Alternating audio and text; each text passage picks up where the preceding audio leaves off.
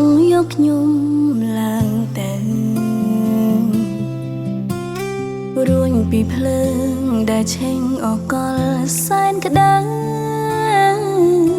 ខ្ញុំនឹងបាននៅក្បែរទ្រង់លែងមានទុកព្រួ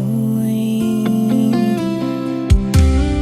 បើថ្ងៃស្អែកខ្ញុំមានដងហើមដដែលសូមទ្រង់នៅក្បែរបន្តផែនការលើខ្ញុំ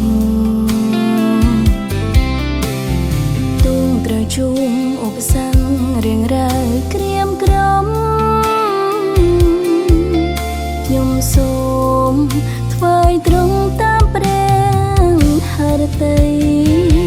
សូមព្រះដៃខ្ញុំឲ្យបងកើតផលអំណោយទ្រង់ផ្ដល់ចែកមនុស្សដទៃ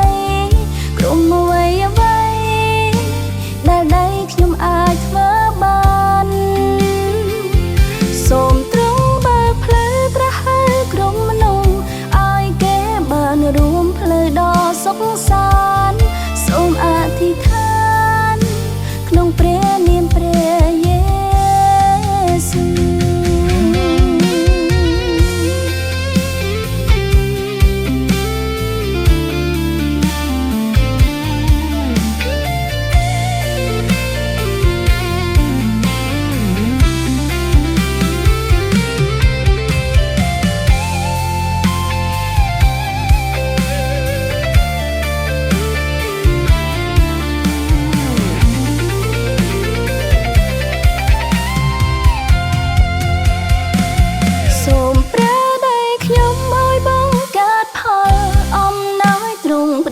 ចែកមនុស្សដទៃ